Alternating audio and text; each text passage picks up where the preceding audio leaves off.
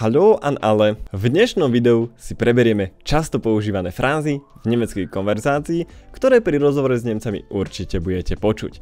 Niektoré frázy budú mať doslovný preklad, buď veľmi divný alebo vtipný, preto si vysvetlíme celý význam danej vety a taktiež si ukážeme aj v akej situácii sa použije.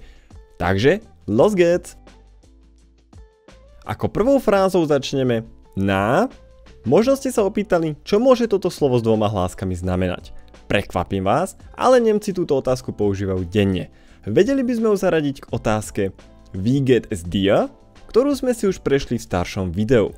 Táto varianta je neformálna a teda skrátene môže znamenať ako sa máš, čo máš nové, alebo vyjadriť názor na nejakú vec. Príklad, ich hab gestern einen tollen Film gesehen. Na, wie war der Film? Ďalšou frázou máme Das ist mir Wurst. Doslovne táto fráza by sa preložila ako to je mi klobása, ale jej skutočný význam je to mi je jedno alebo je mi to ľahostajné. Príklad Soll ich heute Abend italienisch oder chinesisch kochen? Das ist mir Wurst. Mach einfach, was du willst. Tretiu frázu máme Ich habe die Nase voll davon. Výnikou teda nie je ani táto fráza, pri ktorej sa nemôže použiť doslovný preklad, teda mám toho plný nos, ale jej skutočný význam je mám toho plné zuby. Používa sa na vyjadrenie frustrácie alebo nespokojnosti s niečím. Ďalšou frázou, teda štvrtou, je Ich denke, ich spinne. Možno niektorí z vás sa pozastavili nad slovíčkom špine, čo znamená zblázniť, správať sa strelene. Celá táto vetička bude znamenať myslím, že sa zbláznim, alebo myslím, že sa mi to len všetko zdá. Taktiež to môže označovať nejakú situáciu za veľmi absurdnú. Príklad Ich habe in der Lotterie gewonnen. Ich denke, ich spinne. Das ist unglaublich.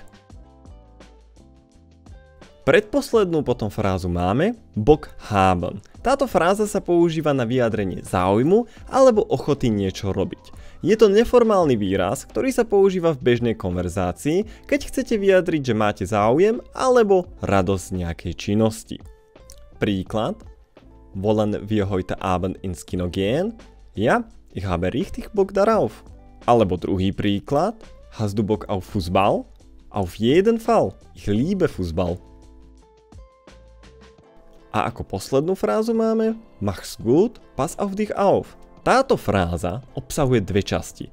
Mach's gut je skrátená forma od Mach es gut, čo v preklade znamená maj sa dobre alebo uži si to. Druhá časť Pass auf dich auf znamená dávaj si na seba pozor.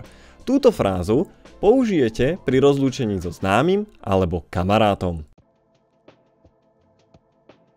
A už sme na konci. Nebojte sa, videá podobné tomuto určite ešte budú a môžete sa pripraviť na veľa ďalších zaujímavých fráz, vied alebo slovíčok z bežnej komunikácie v nemeckom jazyku. Ak sa vám video páčilo, nezabudnite dať like a odber, pretože tým ma neskutočne podporíte. Ak máte známych, ktorí sa práve učia nemecký jazyk, tak im určite pošlite toto video. A my sa počujeme čoskoro. Bis bald!